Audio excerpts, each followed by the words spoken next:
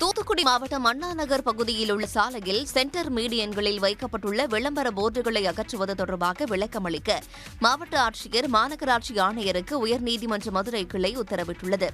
விளம்பர போர்டுகளை அகற்றிவிட்டு மீண்டும் அரளிச் செடிகளை நட்டு பராமரிக்க உத்தரவிடக் கோரி தூத்துக்குடியைச் சேர்ந்த பாலகிருஷ்ணன் என்பவர் பொதுநல வழக்கு ஒன்றை தாக்கல் செய்திருந்தார்.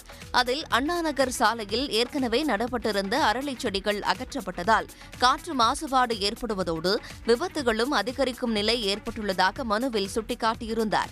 விளம்பர போர்டுகளை அகற்றுமாறு கோரிக்கை விடுத்தும் மாவட்ட நிர்வாகம் நடவடிக்கை எடுக்கவில்லை என்றும் குற்றம் சாட்டியிருந்தார். இந்த வழக்கை விசாரித்த உயர்நீதிமன்ற மதுரை கிளை பதில் மனுவை தாக்கல் செய்யுமாறு மாவட்ட ஆட்சியருக்கும் மாநகராட்சி ஆணையருக்கும் உத்தரவிட்டுள்ளது. ஒடிசா மாநில வனத்துறை அதிகாரி வீட்டில் நடத்தப்பட்ட சோதனையில் 1.5 கோடி ரூபாய் ரொக்கம் 1.5 கிலோ தங்கம் சிக்கியுள்ளது அதிர்வை ஏற்படுத்தியுள்ளது. மாநில துணை வன காப்பாளரான ராமச்சந்திரா நேபக் என்பவர் மீது சொத்து குவிப்பு புகார் உள்ளது. அதன் பேரில் அவரது வீட்டிற்கு சென்று வருமான வரித்துறை அதிகாரிகள் சோதனை நடத்திய போது கட்டுக்கட்டாக பணம் சிக்கியது. தொடர் சோதனையில் 1.5 கிலோ தங்கம், 4 கிலோ வெள்ளி, தங்க கட்டிகள், நாணயங்கள், ஏராளமான சொத்து ஆவணங்களை பறிமுதல் செய்தனர்.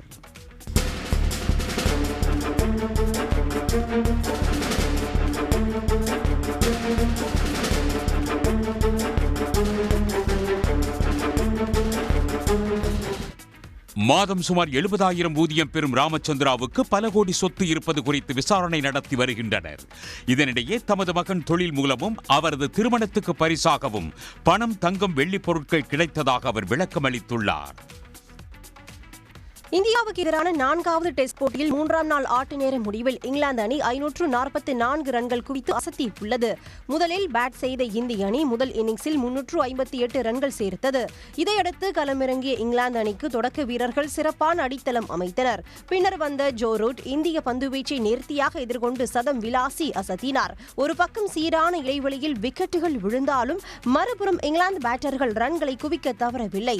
3ஆம் நாள் ஆட்ட நேர முடிவில் இங்கிலாந்து அணி 7 விக்கெட் இழப்பிற்கு 544 ரன்களை எடுத்துள்ளது. இதன் மூலம் 186 ரன்கள் முன்னிலையும் பெற்றுள்ளது. மேலும் 2 நாள் ஆட்டம் இன்றியுள்ளதால் போட்டியில் முடிவு குறித்து எதிர்பார்ப்பு அதிகரித்துள்ளது. பாகிஸ்தான் 20 ஓவர் கிரிக்கெட் அணியில் வேகப்பந்து வீச்சாளர் ஹாரிஸ் ரவுஃப் மீண்டும் இடம் பிடித்துள்ளார். வெஸ்ட் இண்டீஸ் அணிக்கு எதிரான 1 நாள் மற்றும் 20 ஓவர் தொடருக்கான பாகிஸ்தான் அணி அறிவிக்கப்பட்டுள்ளது. இதில் T20 தொடருக்கு சல்மான் அலி தலைமையிலான அணியில் சைம் அயூப், குஷ்தில் சா, ஷாஹின் ஷா அப்ரிடி உள்ளிட்டோர் இடம்பெற்றுள்ளனர். வேகப்பந்து வீச்சாளர்களான ஹாரிஸ் ரவுஃப், ஹாசன் அலி ஆகியோர் மீண்டும் அணிக்கு திரும்பியுள்ளனர். முகமது ரிஸ்வான் தலைமையிலான 1 நாள் தொடர் அணியில் பாபர் அசாம், அப்துல்லா சஃபீக் உள்ளிட்டோர் இடம்பெற்றுள்ளனர். டெஸ்ட் கிரிக்கெட்டில் அதிக ரன்கள் குவித்த வீரர்கள் பட்டியலில் இங்கிலாந்து அணியின் ஜோ ரூட் 2வது இடத்துக்கு முன்னேறி சாதனை படைத்துள்ளார். இங்கிலாந்து அணிக்கு எதிரான 4வது டெஸ்டில் சிறப்பாக விளையாடி அவர் 150 ரன்கள் விளாசி ஆட்டமிழந்தார். இதன் மூலம் டெஸ்ட் போட்டிகளில் அதிக ரன்கள் எடுத்து 2வது இடத்தில் இருந்த ஆஸ்திரேலிய அணியின் முன்னாள் கேப்டன் ரிக்கி பாண்டிங்கின் சாதனையை முறியடித்தார். இந்த பட்டியலில் இந்தியாவின் சச்சின் டெண்டுல்கர் 15,921 ரன்கள் குவித்து முதலிடத்தில் உள்ளார். 13,409 ரன் எடுத்து ஜோ ரூட் 2வது இடத்திலும் 13,378 ரன்களுடன் ரிக்கி பாண்டிங் 3வது இடத்திலும் உள்ளனர். இந்த வரிசையில் ஜோ காலிஸ், ராகுல் டிராவிட் 4.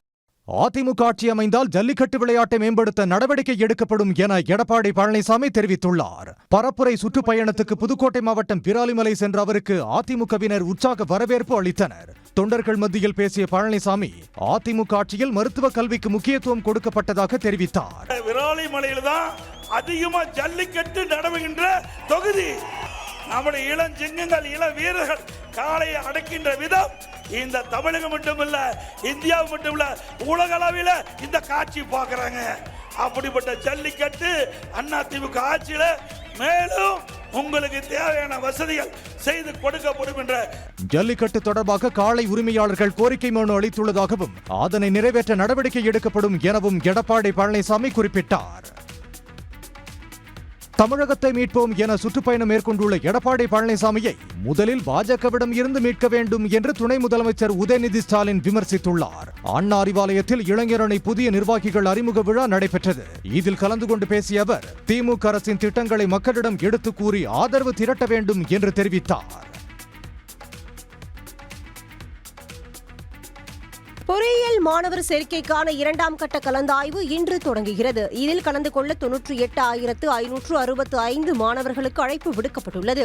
அந்த வகையில் கலந்தாய்வில் பங்குபெறும் மாணவர்கள் தாங்கள் விரும்பும் கல்லூரிகளை நாளை மறுநாளுக்குள் தேர்வு செய்ய வேண்டும் எனவும் வரும் 29ஆம் தேதியன்று தற்காலிக ஒதுக்கீட்டு ஆணை வழங்கப்படும் எனவும் கூறப்பட்டுள்ளது. 31ஆம் தேதி மாணவர்கள் கல்வி கட்டணத்தை செலுத்தி கல்லூரியை உறுதி செய்ய வேண்டும் என்று அறிவுறுத்தியுள்ள தொழில்நுட்ப கல்வி இயக்குநரகம் ஆகஸ்ட் 4ஆம் தேதி தங்களுக்கு ஒதுக்கப்பட்ட கல்லூரியில் சேர வேண்டும் எனவும் தெரிவித்துள்ளது. ராமநாதபுரம் மாவட்டம் முதுகுளத்தூர் அருகே டிராக்டர் கவிழ்ந்து உயிரிழந்த 3 பேரின் உடல்களை வாங்க மறுத்து உறவினர்கள் போராட்டம் நடத்தினர். கூவர்கூட்டம் கிராமத்தைச் சேர்ந்தவர்கள் ரேஷன் கடைக்கு சென்றுவிட்டு டிராக்டரில் திரும்பிய போது விபத்தில் சிக்கினர். இதில் இறந்தவர்களின் உடலை வாங்க மறுத்து அரசு மருத்துவமனை முன்பு திரண்டு சாலை மறியலில் ஈடுபட்ட உறவினர்கள் தங்கள் கிராமத்திலேயே ரேஷன் கடையை திறக்க வேண்டும் என கோரிக்கை விடுத்தனர். அவர்களுடன் அதிகாரிகள் பேச்சுவார்த்தை நடத்தியதை அடுத்து கலைந்து சென்றனர். இதனிடையே விபத்தில் உயிரிழந்தவர்களின் குடும்பங்களுக்கு இரங்கல் தெரிவித்த முதலமைச்சர் மு.க.ஸ்டாலின் தலா 3 லட்சம் ரூபாய் நிவாரணம் அறிவித்துள்ளார். காயமடைந்தவர்களுக்கு தலா 50,000 ரூபாய் நிவாரணம் அளிப்பதோடு சிறப்பு சிகிச்சை அளிக்கவும் உத்தரவிட்டுள்ளார். கோவையில் நடைபெற்ற உங்களுடன் ஸ்டாலின் முகாமில் 2000 மனுக்கள் குவிந்தன. சரவணம்பட்டியில் உள்ள தனியார் மண்டபத்தில் நடந்த முகாமில் 4 மற்றும் 10வது வார்டு பகுதிகளைச் சேர்ந்த பொதுமக்கள் இதில் ஆர்வத்துடன் கலந்து கொண்டனர். அப்போது சரவணம்பட்டி, ரெவென்யூ நகர், சின்ன மேட்டுப்பாளையம், கீரநத்தம் ரோடு, கார்த்திக் நகர், அம்மன் நகர், பெரியார் நகர் உள்ளிட்ட பகுதிகளைச் சேர்ந்த 2000 பேர் மனு அளித்தனர். இதில் மகளிர் உரிமை தொகை கோரி 980 மனுக்கள் குவிந்தன. ஆக்சுவலாக நாங்கள் ப்ராப்பர்ட்டி நேம் ட்ரான்ஸ்ஃபர் அப்படிங்கிற ஒரு ரீசனுக்காக வந்தோம். காலையில் ஒரு 10 o'clock வந்தோம். பட் இங்கே நல்லாவே அசிஸ்ட் பண்ணாங்க. வந்து ஒரு 2 hours எங்களுக்கு எல்லா ஒர்க்கும் முடிஞ்சிட்டு இப்போ கம்ப்ளீட்டாக எங்களுடைய நேமுக்கு எல்லாமே ட்ரான்ஸ்ஃபர் ஆயிடுச்சு. ஒரு நல்ல கேம்ப் ஆர்கனைஸ் பண்ண தமிழ்நாடு கவர்மெண்ட்டுக்கு ரொம்ப தேங்க்ஸ். புதிய ஆதார் கார்டு, பெயர் மாற்றம், பிறப்பு இறப்பு சான்றிதழ் உள்ளிட்டவை கோரி பல்வேறு மனுக்கள் அளிக்கப்பட்டன. மனு அளித்தவர்களில் சில பயனாளிகளுக்கு உடனடி தீர்வு எட்டப்பட்டதால் மகிழ்ச்சி அடைந்தனர். ஈரோட்டில் சுற்றுச்சூழல் விதிகளை மீறி 3 முறைக்கு மேல் தொடர்ந்து தவறு இழைக்கும் சாய ஆலைகள் நிரந்தரமாக மூடப்படும் என மாவட்ட ஆட்சியர் கந்தசாமி எச்சரிக்கை விடுத்துள்ளார். மாவட்ட ஆட்சியர் அலுவலகத்தில் நடைபெற்ற விவசாயிகள் குறைதீர்க்கும் கூட்டத்தில் பேசிய விவசாயிகள் காலிங்கராயன் கால்வாயில் தொடர்ந்து கழிவுநீர் வெளியேற்றப்படுவதாக முறையிட்டனர். அத்தகைய ஆலைகள் மீது நடவடிக்கை எடுக்கப்படும் என்று உறுதியளித்த ஆட்சியரின் அறிவிப்புக்கு விவசாயிகள் வரவேற்பு தெரிவித்தனர். 3 முறை தொடர்ந்து அவங்க அத்துமீறி செயல்பட்டால் அதை நாங்கள் ரத்து பண்ணுற லைசன்ஸ் ரத்து பண்ணுறோம்ருக்காங்க. இது வரவேற்கக்கூடிய மகிழ்ச்சிகரமான செய்தி. தொடர்ந்து இது மாதிரி செய்ய கேட்டுட்டு மாவட்ட தலைவர் இதை தொடர்ந்து பண்ணுவார் நாங்கள் விரும்புகிறோம். கால்வாயில் சாய கழிவுகள் கலக்காதவாறு உறுதியான நடவடிக்கைகளை மேற்கொள்ள வேண்டும் என காலிங்கராயன் பாசன சபை விவசாயிகள் வலியுறுத்தியுள்ளனர். பிரதமர் மோடி தமிழ்நாட்டில் எங்கு சென்றாலும் பாஜக கூட்டணிக்கு வெற்றி கிடைக்காது என்று தமிழ்நாடு காங்கிரஸ் கமிட்டியின் முன்னாள் தலைவர் KS அழகிரி தெரிவித்துள்ளார். சென்னையில் மாணவர்களுக்கான மாதிரி சட்டப்பேரவை கூட்டத்தில் அவர் கலந்து கொண்டார். பின்னர் செய்தியாளர்களிடம் பேசிய அவர் அதிமுக பாஜக கூட்டணி இடையே தொடர்ந்து முரண்பாடு நிலவி வருவதாக கூறினார். அவங்க 2 பேரும் ஒத்த கருத்தோடையா பேசுறாங்க. அமித்ஷா ஒன்று சொல்றாரு, எடப்பாடி ஒன்று சொல்றாரு. அதுக்கப்புறம் அவங்களுக்கு எங்க கூட்டணி இருக்கு? பிரதமர் அரியலூர் மட்டும் இல்ல, அவர் எந்த ஊருக்கு போனாலும் அவர்கள் வெற்றி பெறப் போவதில்லை. அதனால அதை பற்றி கவலை. மயிலாப்பூர் இந்து சாசுவத நிதி நிறுவன முதலீட்டாளர்களின் நலன் பாதுகாக்கப்படும் என்று சென்னை உயர்நீதிமன்றம் உறுதியளித்துள்ளது. மயிலாப்பூர் இந்து சாசுவத நிதி நிறுவனத்தின் இயக்குநராக இருந்து வரும் இந்திய மக்கள் கல்வி முன்னேற்ற கழகத்தின் தலைவருமான தேவநாதன் மற்றும் அவரது கூட்டாளிகள் சிறையில் உள்ளனர். முதலீட்டாளர்களுக்கு சொந்தமான பல கோடி ரூபாய் பணத்தை மோசடி செய்து ஏமாற்றினர் என்பது இவர்கள் மீதான வழக்காகும்.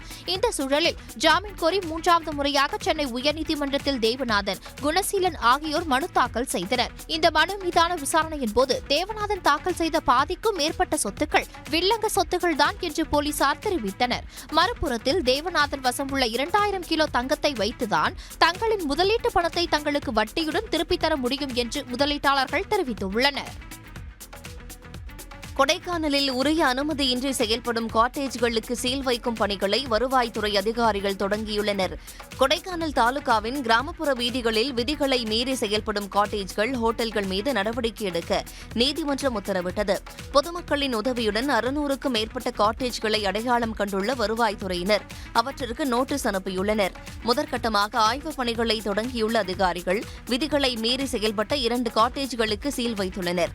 அனைத்து ஆவணங்களும் இருந்தாலும் படிவம் D-ஐ வருவாய்த்துறையிடமிருந்து பெற வேண்டும் என தெரிவிக்கப்பட்டுள்ளது. ஆய்வின் போது அனைத்து ஆவணங்களும் முறையாக இல்லாவிட்டால் விதிமீறிய காட்டேஜ்கள், ஹோட்டல்களுக்கு சீல் வைக்கப்படும் என்று அதிகாரிகள் எச்சரித்துள்ளனர். பள்ளி கல்வித்துறை சார்பில் கடந்த ஒரு மாதத்திற்கு முன்பு அறிமுகப்படுத்தப்பட்ட வாட்டர் பெல் திட்டம் மாணவ மாணவிகளின் மத்தியில் வரவேற்பை பெற்றுள்ளது. 3 மணி நேரத்திற்கு ஒரு முறை வாட்டர் பெல் ஒலிக்கப்படுவதால் மாணவர்கள் சரியான நேரத்தில் தண்ணீர் குடிப்பதுடன் நீர் சத்து குறைபாட்டில் இருந்து பாதுகாக்கப்படுகின்றனர். இத்திட்டத்தை வழங்கிய முதலமைச்சர் மு க ஸ்டாலினுக்கு நன்றி தெரிவித்துக் கொள்வதாக சேலம் ஜலகண்டாபுரம் அரசு மகளிர் மேல்நிலைப்பள்ளி மாணவிகள் தெரிவித்துள்ளனர். Water is very essential for our day-to-day life and it maintains our body healthily. But nowadays we are forgetting to drink water. Thank you for the Tamil Nadu government for creating the water bell system. Dehydration ஆகாம நாங்க தண்ணி கரெக்டா எடுத்துக்கிறோம். 3 மணி நேரத்துக்கு ஒரு தடவை இந்த bell எங்களுக்கு நினைவூட்டுது தண்ணி குடிக்கிறதுக்காக.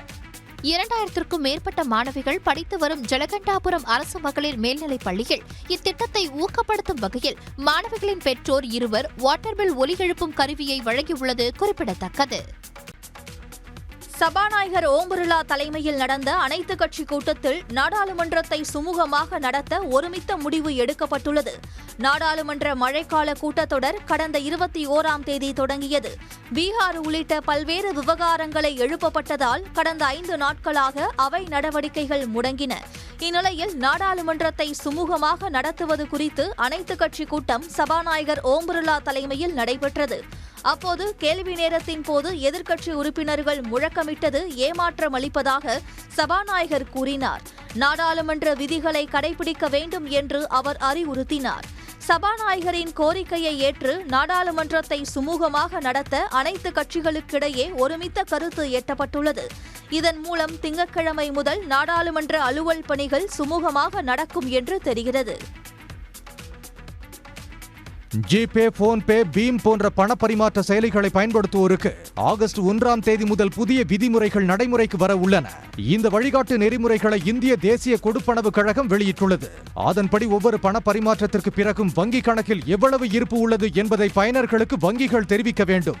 வங்கி கணக்கில் இருக்கும் கையிருப்பை செயலி மூலம் இனி ஒரு நாளைக்கு 50 முறை மட்டுமே பார்க்க முடியும். ஒரே நேரத்தில் செயலிகளை எண்ணற்றோர் பயன்படுத்தும் போது ஏற்படும் சர்வர் பாதிப்பை தடுக்க இந்த ஏற்பாடு செய்யப்பட்டுள்ளது. ஒரு பண பரிமாற்ற நிலை ஒருவர் அதிகபட்சமாக 3 முறை தான் அறிய முடியும். அதுவும் 90 வினாடிகளுக்கு பின்னரே மற்றொரு முறை முயல முடியும். இஎம்ஐ கடன் தவணைகளை வங்கிகள் தானாக எடுத்துக்கொள்வதற்கு குறிப்பிட்ட நேரம் ஒதுக்கப்படும். மக்கள் அடிக்கடி பண கையிருப்பை சோதிப்பதாலும் பண பரிமாற்ற நிலையை சோதிப்பதாலும் தொழில்நுட்ப கோளாறுகள் அடிக்கடி ஏற்பட்டதால் புதிய விதிகள் அறிமுகப்படுத்தப்பட உள்ளன. உத்தரப்பிரதேசத்தில் பட்டப்பகலில் நகைக்கடையில் புகுந்து 2 பைகள் நிறைய நகைகளை கொள்ளையர்கள் திருடிச் சென்ற சம்பவம் அதிர்ச்சியை ஏற்படுத்தியுள்ளது. காசியாபாத்தில் உள்ள நகைக்கடையில் பணியாளர் ஒருவர் மட்டும் இருப்பதை நோட்டமிட்டு டெலிவரி ஊழியர்கள் போன்று உடையணிந்த இருவர் புகுந்தனர். பணியாளரை துப்பாக்கியை காட்டி மிரட்டிய இருவரும் தேடி தேடி நகைகளை எடுத்து தாங்கள் கொண்டு வந்திருந்த 2 பைகளில் நிறைத்தனர்.